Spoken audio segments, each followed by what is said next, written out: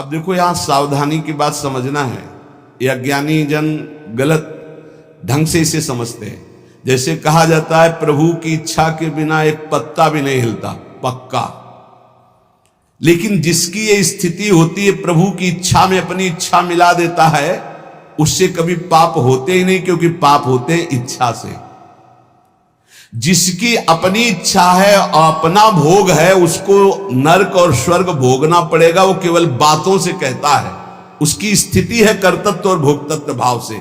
जब तक अहंकार है तब तक पापाचरण होता है, और जब अहंकार समर्पित हो जाता है तो उसका शरीर यंत्रवत वही चेष्टाएं करता है जिससे जगत मंगल होता है। वो कहते हैं कि कर्ता श्री हरि। अभी आप कहोगे कर्ता श्री हरि, तो आप 3 गुणों से प्रभावित होकर अहंकार में पापाचरण करोगे और कहोगे कि भगवान की इच्छा से हुआ। तो भगवान की इच्छा से नरक भी बना है, बड़े बड़े दुख भी बने, वो तुम्हें भोगना पड़ेगा।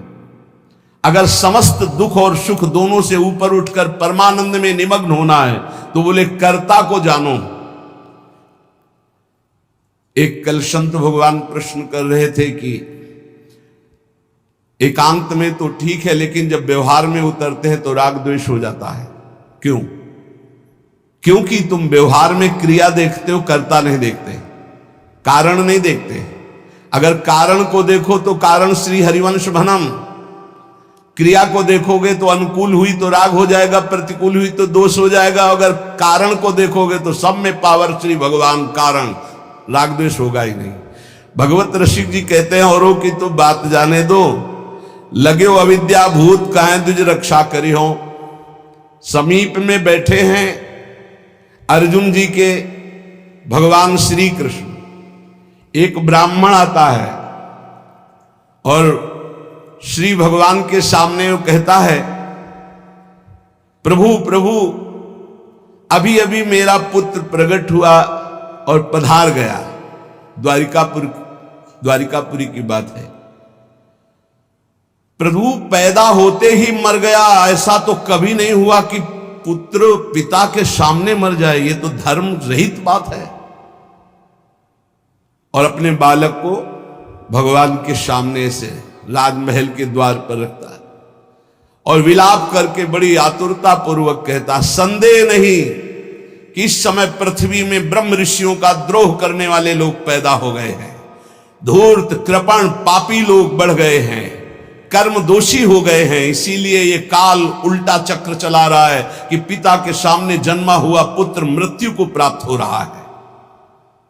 ये राज हिंसापरायण दुश्शील अजितेंद्री प्रजा को दरिद्री कर रहे हैं, कर ले ले करके दुख पर दुख प्रजा भोग रही है। इसीलिए ये हमको सामने महान संकट देखना पड़ा। अधार्मिक राजाओं के होने के कारण मेरा पुत्र मेरे सामने मरा, ऐसा काल व्यतिक्रम है, नहीं होना चाहिए था। इस प्रकार बोलकर चला गया। फिर दूसरा पुत्र हुआ तो फिर मर गया, फिर बोल के चला गया। तीसरा पुत्र पैदा हुआ, फिर मर गया, फिर वैसे ही बोल के चला गया। जब 9वें बालक के मरने पर वो वहां आया तो अर्जुन जी ने कहा, ब्राह्मण सुनो, इस निवास स्थान द्वारिका में ऐसा लगता है अब कोई धनुषधारी छत्री नहीं है। बार बार तुम यहां रोकर चले जाते और कोई नहीं बोलता कि मैं तुम्हारी रक्षा करूंगा। क्या है ये प्रजा पालन है? अरे जिनके राज्य में कोई ब्रह्म ऋषि दुखी हो जाए धन से, पुत्र से या किसी अन्य कारण से, तो उसका राज्य नष्ट हो जाता है। जहां साधु वैष्णव ब्रह्म ऋषि दुखी हो जाए। मैं समझता हूं इस समय तुम बड़े संकट में हो, बड़े दीन हो रहे हो क्योंकि तुम्हारे पुत्र मर रहे हैं। मैं प्रण करता हूं तुम्हारे पुत्र की रक्षा करूंगा। कर्ता को जाने नहीं, भगवत ऋषि जी कह रहे हैं। अरे उनका जाओ, तुम बात क्या बनाते हो, तुम क्या पूर्ण करोगे? जब ये श्री कृष्ण और बलराम बैठे हैं तो तुम क्या पूर्ण कर लोगे? अर्जुन से कहा तो वो कह रहे हैं, अहम वा अर्जुनो नाम गांडीवम यस्य वै धनुः नाहम संकर्षणो ब्रह्मन् कृष्ण कार्षणेव च अहम व अर्जुनो नाम गांडीवम यस्य वै धनो। हे मैं कोई संकर्षण नहीं हूं बलराम जी, और मैं कोई कार्ष्णी कृष्ण नहीं हूं। मैं गांडीव धनुषधारी अर्जुन जो बोलता हूं वही करके दिखाता हूं। यहां दो भाव निकलते हैं कि देखो भाई मैं कोई कृष्ण बलराम तो हूं नहीं, उनका दास हूं। तो भगवान अपने प्रण को चाहे भुला दे लेकिन दास के प्रण का निर्वाह करते, इसलिए मैं प्रण लेता हूं कि मैं तुम्हारे पुत्र की रक्षा करूंगा। और एक भाव ये होता है कि मैं कोई कृष्ण बलराम नहीं हूं, मैं गांडीव धनुषधारी अर्जुन हूं जो प्रण लेता हूं उसे पूर्ण करता हूं। ब्राह्मण ने कहा कैसी बड़बड़ करके बातें कर रहे हो। संकर्षणो वासुदेवा प्रद्युम्नो धन्विनांबर अनिरुद्धो अप्रतिरथो न त्रातुम शक्नुवन्ति यत् तत्कथम नु भवान कर्म दुष्कर्म जगदीश्वरै चिकीर्षसि त्वं बालिष्यात् तन्न सदम्हे वयम। अरे जहां बलराम जी विराजमान, हल मुसलधारी सुदर्शन चक्रधारी श्री कृष्ण प्रद्युम्न अनिरुद्ध ये अतिरथी महावीर, जब ये जगदीश्वर हमारे पुत्र की रक्षा नहीं कर सके तो तू क्या ये बालकों की मूर्खता जैसी बात करते हो। अर्जुन से कहा। अर्जुन ने कहा फिर कहता हूं मैं गांडीव धनुषधारी अर्जुन हूं। ब्राह्मण देवता, यदि मैंने तुम्हारे पुत्र की रक्षा नहीं की तो चिता लगाकर तुम्हारे सामने भस्म हो जाऊंगा। मेरे बल पौरुष का तिरस्कार मत करो। जानते हो मुझे, मैं वो अर्जुन हूं जो महादेवाधिदेव भगवान शंकर को युद्ध में तृप्त कर दिया। ऐसा है, मैं अधिक क्या कहूं। अगर मृत्यु भी सामने आएगी तो मैं जीत कर तुम्हारे पुत्र की रक्षा करूंगा, मैं वचन देता हूं। तब ब्राह्मण ने कहा जय हो कुंती नंदन अर्जुन, तुम्हारी जय हो भाई, धन्य है, तुम्हारा बल पौरुष प्रशंसनीय है। अब मैं जा रहा हूं, जब बालक होने को होगा तो मैं तुम्हें सूचना दूंगा। फिर समय आया प्रसव का, ब्राह्मण भागता हुआ आया, अर्जुन अर्जुन इस बार तुम मेरे बच्चे को बचा लो, मृत्यु से बचा लो। अर्जुन तत्काल गए, आचमन किया, भगवान शंकर का ध्यान करके प्रणाम किया। श्री कृष्णचंद्र की तरफ देखा भी नहीं, कर्ता को जाले ले यही बात समझा रहे, समझो। और दिव्यास्त्र का स्मरण किया और गांडीव पर प्रत्यंचा चढ़ाई और ऐसा बाणों का हाहाकार मचा दिया कि वायु भी प्रवेश करेगी प्रसव गृह में तो अर्जुन की आज्ञा से प्रवेश करेगी। दिव्यास्त्रों से पूरा बांध दिया, मंत्र से अभिमंत्रित करके प्रसव गृह को चारों ओर से घेर दिया, ऊपर नीचे दाएं बाएं ऐसा पिंजड़ा और दिव्य मंत्रों के द्वारा। पहले तो कम से कम बालक पैदा होकर के रोता फिर मर जाता था, अब पैदा हुआ ना तो सौ मिला ना आवाज सुनाई दी, गायब हो गया। पहले तो कम से कम लाश तो मिलती थी, रोता तो था फिर मर जाता था। अब वो ब्राह्मण अर्जुन से कहने लगा कि मेरी मूर्खता देखो, इस नपुंसक की बात में मैं आ गया। हां, अरे जहां श्री कृष्ण और बलराम नहीं रक्षा कर पाए, इसकी डींग भरी बातों पर मैंने विश्वास कर लिया। ना प्रद्युम्नो ना अनिरुद्धो न रामो न च केशवा यस्य सेकु परित्रातुम कोन्यस्तद वितेश्वरः। कौन ऐसा है जहां श्री कृष्ण बलराम प्रद्युम्न और अनिरुद्ध नहीं रक्षा कर पाए, वहां और त्रिभुवन में कौन रक्षा कर सकता है। मिथ्यावादी अर्जुन को धिक्कार है, अपने मुंह से बड़ाई करने वाले गांडीव धनुषधारी अर्जुन को धिक्कार है। दुर्बुद्धि मूढ़तावश कहता था कि मैं तुम्हारे बालक की रक्षा कर लूंगा। अब ब्राह्मण तो क्रोध में, देखने को मुंह नहीं मिला लड़के का, पैदा हुआ गायब। अर्जुन ने कहा ब्राह्मण मेरा अपमान मत करो। तत्काल योग बल से यमपुरी गए। भगवान धर्मराज जी ने देखा कि अर्जुन पधारे, बोले इस समय अर्घ पात्र लेने का हमें अवसर नहीं है, हमें यह बताओ कि वो जीवात्मा तुम्हारे यहां आया है। बोले हमारी पुरी में नहीं आया। विचार किया कि कहां चला गया, जब यमपुरी में नहीं आया। इंद्रलोक, अग्निलोक, नैऋति, सोम, वायु, वरुण सबकी पुरियों में गए, अतल नीचे, अतल सुतल पाताल तलातल महातल, इन लोकों में गए, ऊपर के जनलोक महालोक तपलोक ब्रह्मलोक, कहीं भी ब्रह्मा की जितनी रचना सब घूम डाला अर्जुन ने, कहीं वो जीव नहीं मिला। अब आए, अब भगवान श्री कृष्ण की तरफ देखा, प्यारे प्रणाम, अब जा रहे हैं भस्म होने हम चिता में। यही जीव की दशा है, जब सब जगह से हार जाता है तब बोलता है हरि शरणम। पहले नहीं चितवन किया कि प्रभु, तो प्रभु समझा देते। प्रण लेने से लेकर अभी तक भगवान की तरफ नहीं देखा कि रुख क्या है। अब जब चिता में जलने का नंबर आया तब केशव प्रणाम आखिरी स्वीकार करो। तो भगवान ने कहा किस बात का? बोले वो प्रण है ना, तो चिता में जलने जा रहे, तो उनका तुमने अभी पूरे बल का प्रयोग कहां किया? ध्यान दीजिए, तुमने अभी पूरे बल का प्रयोग कहां? तुम्हारा पूरा बल तो मैं हूं। मुस्कुरा दे अर्जुन, यही हमसे गलती होती है। हमारा बल कौन है? आराध्य देव। हम अपने बल की डींग हाँकने लगते हैं, उन्हीं के बल से मिले हुए बल से हमारा पूरा बल श्री भगवान है। देखो अर्जुन, तुम्हारा बल मैं हूं। जिस समय ये तुम्हारी निंदा कर रहे हैं, यही सब लोग प्रशंसा करेंगे और तुम्हारे यश की कीर्ति की स्थापना होगी। करें करावें आप सब, जने बढ़ाई दे, मान लो कर्ता को जानो कौन है। सर्वशक्तिमान भगवान जे भी चिंतन किया, भगवान का दिव्य रथ आ गया। भगवान के दिव्य घोड़े, दारुक नाम का सारथी। भगवान ने अर्जुन से कहा बैठो हमारे रथ में। रथ में बैठे, दारुक ने भगवान के नेत्रों की तरफ देखा, इशारा किया, ले चलो।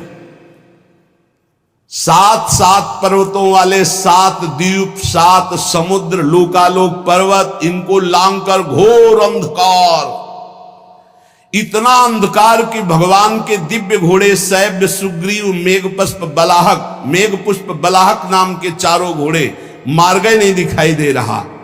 तब योगेश्वरों के भी परमेश्वर भगवान श्री कृष्ण ने जब घोड़ों की दशा देखी तो सुदर्शन चक्र का स्मरण किया। हजार हजार सूर्यों जैसा एक साथ तेज प्रकाशित करने वाले भगवान की दिव्य पार्षद सुदर्शन जी आगे चल रहे हैं घोर अंधकार में। सुदर्शन चक्र से ज्योति ऐसी प्रकट हो रही, सब अंधकार नष्ट होता जा रहा, प्रकाश। ऐसे भगवान के सेवक हैं, ऐसे भगवान के दास हैं। सुदर्शन चक्र के द्वारा बतलाए हुए मार्ग से चलकर अंधकार की अंतिम सीमा में पहुंचे। अब अंधकार के पास इतना दिव्य प्रकाश, प्रकाश ही प्रकाश, जैसे घोर अंधकार ऐसे घोर प्रकाश। अब वहां अर्जुन की आंखें चौंधिया गई, विवश हो गए, नेत्र बंद कर लिए, इतना तेज। भगवान वहां भी सामर्थ्य प्रदान करी अर्जुन को और घोड़ों को भी। उस तेज के बाद महान जलराशि, श्याम वर्ण का जल ही जल, अगाध जल, जल पार किया तो तेज आंधी, वायु ही वायु। भगवान की ही केवल सामर्थ्य पहुंचने की और सामर्थ्य रही। अब वायु के प्रवाह में बड़ी बड़ी तरंगें उठने लगी। फिर भगवान ने उसको शांत किया। आगे बढ़े तो एक दिव्य महल, और उस महल में मणियां ऐसी चमक रही थी मानो हजार हजार सूर्य एक साथ प्रकाशित हो रहे। भगवान भगवान है, भगवान जैसा कोई नहीं। चारों ओर बड़ी ही उज्जवल ज्योति फैल रही है। देखा अनंत महिमा से युक्त भगवान शेष जी सैया बनाए हुए, और अद्भुत एक एक सिर पे ऐसे मणि चमक रही, ज्योतिर्मय। प्रत्येक फण पर सुंदर सुंदर मणियां जगमगा रही।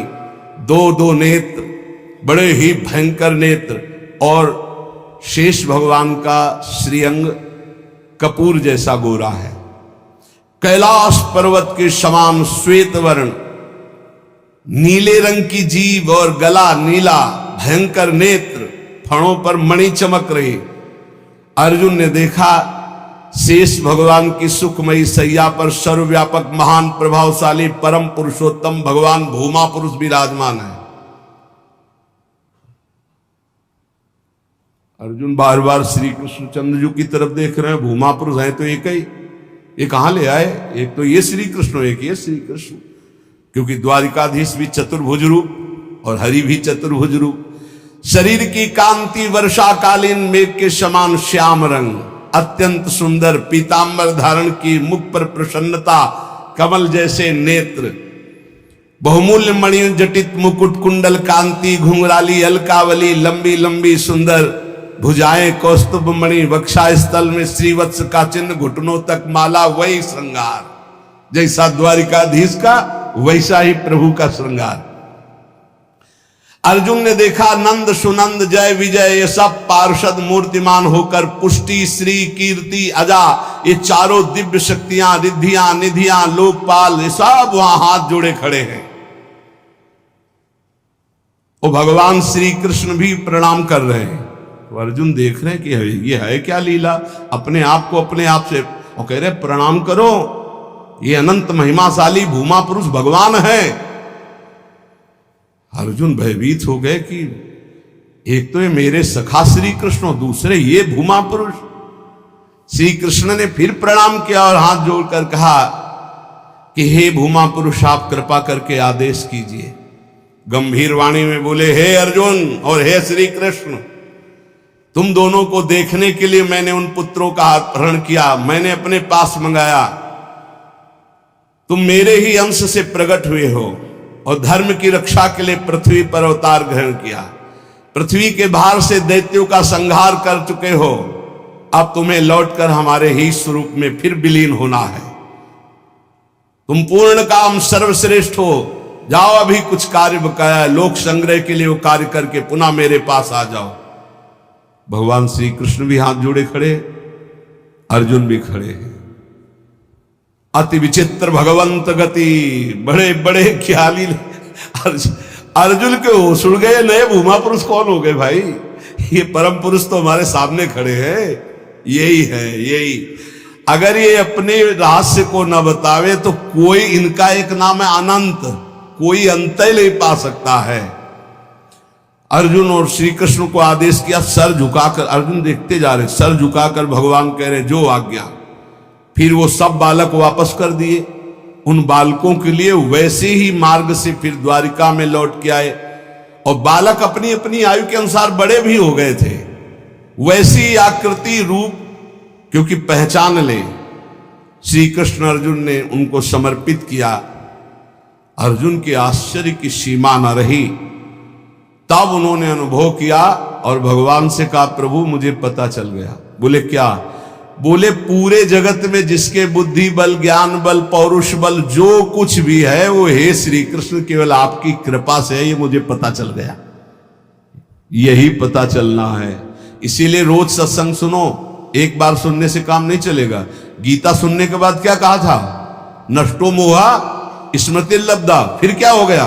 फिर मोह। ये हवा है, आंधी है, कभी भी गंदा कर सकती बुद्धि को। देखो अर्जुन जी ने गीता सुनने के बाद कहा था नष्टो मोहा स्मृति लब्ध, फिर मोह हो गया। मोह माने अज्ञान। फिर कहने लगे कि मैं कोई श्री कृष्ण बलराम, आज फिर बोल रहे हैं आप। इसीलिए निरंतर भजन और सत्संग के लिए महापुरुष जन कहते हैं, जिससे हमारी बुद्धि रोज पावन होती रहे। जैसे पोछा लगा दिया सोनी लगाने के बाद और दरवाजा खुला छोड़ दिया तो फिर गंदा होने की संभावना। इस समय हर इंद्रियों को शासन में रखते हुए नाम जप करते, ये परम पद तब प्राप्त होता है।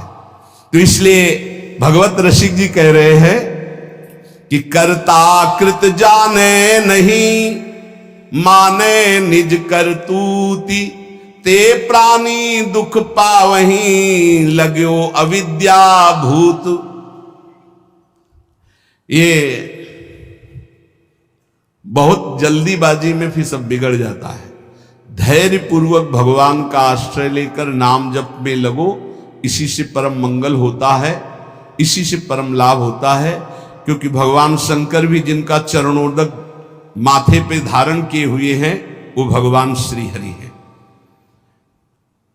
एक बार सरस्वती नदी के तट पर ब्रह्म ऋषि जन यज्ञ कर रहे थे, तो उसमें सब ऋषियों ने कहा कि यद्यपि भगवान ही सब रूपों में है, पर भगवान के किस रूप को सर्वश्रेष्ठ मानकर आश्रय लिया जाए और अग्र पूजा की जाए यज्ञ में। भगवान के सब रूप हैं, हमें कोई संशय नहीं। तो उनका प्रगट रूप की महिमा प्रकाशित करने के लिए किसी ब्रह्म ऋषि को परीक्षा लेनी होगी त्रिभुवन के तीनों बड़े ईश्वरों की, हरि, देवाधिदेव महादेव, ब्रह्मा। तो ब्रह्मा पुत्र भृगु जी खड़े हुए, उन्होंने कहा परीक्षा तो हम ले लेंगे, निर्णय आप कर देना। सब ऋषियों की वंदना करके भृगु जी गए और ब्रह्मा जी के सामने ऐसे खड़े हो गए। ब्रह्मा जी ने देखा कि पुत्र है पर अभद्र व्यवहार, महापुरुषों के सामने ऐसे नहीं खड़ा हो जाता, नहीं सारे पुण्य नष्ट हो जाते हैं। ये जो संत महात्मा गुरुजन भगवत विग्रह उनके सामने ऐसे नहीं, कभी मंदिर में ऐसे नहीं, कभी गुरु जी के सामने ऐसे, कभी संतों के सामने ऐसे नहीं। वो अभद्र मंगलकारी आचरण वाले लोग होते हैं जिनको ज्ञान नहीं, ऐसे खड़े होना, हाथ बांध कर खड़े हो नहीं, हाथ जोड़कर खड़े हो या सौम्य मुद्रा में खड़े। अगर वो सामने से निकल रहे तो नेत्रे झुका दो, केवल इतना ही कर दो अभिमान में। अगर बहुत भरे हो तो थोड़ा नेत्रे झुका दो, ना हाथ जोड़ो।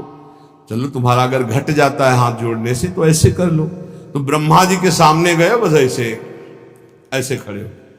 क्रोध आया कि इतना बड़ा ऋषि होकर और ऐसा अभद्र व्यवहार करता है, पर फिर एकदम भ्रकुटी तो चढ़ी, गुस्सा तो आया, पर शांत हो गए। है तो मेरा ही बेटा, भृगु जी ब्रह्मा जी की तो पुत्र है।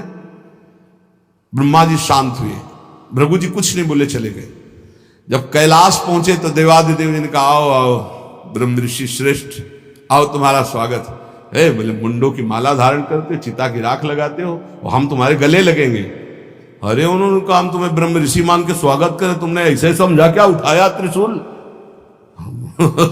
भगवान शिव ने कहा तुमने ऐसे समझा क्या कि हम तुम्हारा आदर कर रहे हैं ब्रह्म ऋषि मानकर को तुम जो है अवहेलना कर रहे हो। आप मुंडों की माला पहनते हो, चिता की भस्म लगाते हो, कहते हो आओ तुम्हारे गले लग जाएंगे। महादेव जी ने उठाया त्रिशूल, रोक, भृगु जी चल दिए वहां से। और भगवान श्री हरि के धाम पहुंचे वैकुंठ में। लक्ष्मी जी चरण चाप रही थी, अर्ध निमीलित नेत्र में परमानंद में डूबे हुए भगवान गए, सीधे एक लात मारी छाती पे। लक्ष्मी जी तो आश्चर्यचकित हो गई, तभी कहा कि भीख मंगाऊंगी ब्राह्मणों, हमारे प्रीतम के लात मारा ना। पहले प्राय ऐसे ब्रह्म ऋषिजन जो होते थे ना, व्यवस्था, वेद के अपार ज्ञानी, तप के महाधनी, भोजन की व्यवस्था। लक्ष्मी जी कहते तुम्हारे पास नहीं आएंगी, हमारे प्रीतम को लात मारा है ना तुमने। लक्ष्मी जी तो थोड़ा नाराज हुई और हरि उठ के बैठ गए और चरण दबाने लगे। कहा बड़ा कठोर हृदय है हमारा, आपके बड़े कोमल चरण हैं, अगर मुझे पता चलता तो मैं आपके चरणों की अगवानी करता, मुझसे अपराध बन गया कि मैंने अगवानी भी आपके चरणों की, और चरण दबाने लगे। प्रभु जी के नेत्रों में अश्रु आ गए और कहा प्रभु बस यही देखने के लिए हमको सब ब्रह्म ऋषियों ने भेजा था। यद्यपि आप ही शिव हो, आप ही ब्रह्मा हो, आप ही चराचर जगत हो, पर प्रभु आपका जो करुणा वर्णालय हरि रूप है यही सर्वाराध्य है। तो कर्ता कृत जाने नहीं, यही बचाते हैं, सबको बचाते हैं। एक बार ब्रकासुर नाम का एक असुर था, उसने सोचा कोई ऐसा देवता मिले जो जल्दी प्रसन्न हो जाए, हमारी कामना की पूर्ति कर दे। तो देवर्षि नारद जी मिल गए। नारायण नारायण नारायण। देवर्षि नारद जी एक ऐसे महात्मा है जिनको कोई द्रोह नहीं करता। त्रिभुवन में कंस भी एकांत में बैठाल कर सलाह लेता है, हिरण्यकश्यप भी उठकर आदर करता, कोई भी हो त्रिभुवन में देवर्षि नारद जी से कोई नहीं। जिसको मिलेंगे बिल्कुल पक्की सलाह बताएंगे। कंस ने स्वागत किया, बैठाला और कुशल मंगल। हाँ प्रभु, पूरा प्रजा राज्य सब कुशल मंगल है। अभी अभी की बात है, वो वसुदेव जी आए थे लड़के को लेकर, हमने वापस कर दिया कि हमें तो 8वां से भय है। नहीं गड़बड़ है। कमल उठाया, कहा देखो यहां से गिनो 1 2 3 4 5 6 7 8, आया ना 8वां, पहला आया ना, कि दूसरे शुरू किया, हर 8वां हो सकता है। उनको लगा कि नारद जी जैसा कृपालु कौन हो सकता है, और नारद जी को लगा ऐसे ये दया करेगा तो भगवान के अवतार में देरी हो जाएगी, क्योंकि 8वें में आना है, और जब तक ये दया करेगा तब तक भगवान विकल नहीं होंगे, इसको क्रूर होना चाहिए, क्योंकि भगवान का अवतार शीघ्र हो। हर कमल की पंखुड़ी को 8वीं बता दिया, हर बेटे को 8वां बता दिया, तुरंत मुलवाया। नारद जी एक ऐसे महात्मा है जिनको सब कोई आदर करता है। बृकासुर ने देखा, साष्टांग दंडवत हुआ, नारायण नारायण। महाराज कोई ऐसा भगवान बताओ जो बहुत जल्दी प्रसन्न हो जाए। बोले वो तो शास्त्रों में प्रसिद्ध है, आशुतोष, देवाधिदेव महादेव, उनके आशुतोष, वो ऐसे देवता है वो जल्दी प्रसन्न हो जाते हैं। और कोई सेव संतरा की जरूरत नहीं भाई, देवाधिदेव महादेव देख लो, कोई देवता ऐसा भोग नहीं पाएगा, त्रिभुवन में कोई देवता नहीं ऐसा भोग पाएगा जैसा देवाधिदेव भगवान शिव एक चुल्लू जल में प्रसन्न। ऐसे ऐसे कृपालु हैं कि जो कोई सृष्टि में न स्वीकार करे वो स्वीकार करने के लिए तैयार, उतने में प्रसन्न हो जाते हैं। बोले आशुतोष देवाधिदेव महादेव हैं। और वो सोचा कि मंत्र और ये आराधना हमसे तो बनेगी नहीं, आसुरी प्रवृत्ति है, तो अग्नि को प्रकाशित करके अपने शरीर का मांस नोच नोच करके स्वाहा, भगवान शिव का मंत्र जपता तो स्वाहा। भगवान शिव बड़े कृपालु के, बेकार को ऐसे, हम तो एक चुल्लू जल में प्रसन्न हो जाते हैं, इतनी भगवान शिव प्रसन्न हो गए। कर्ता को जाने नहीं, हम ये बता रहे। भगवान शिव ने कहा काहे को तुम इतना कष्ट सह रहे हो, क्या चाहिए तुम्हें?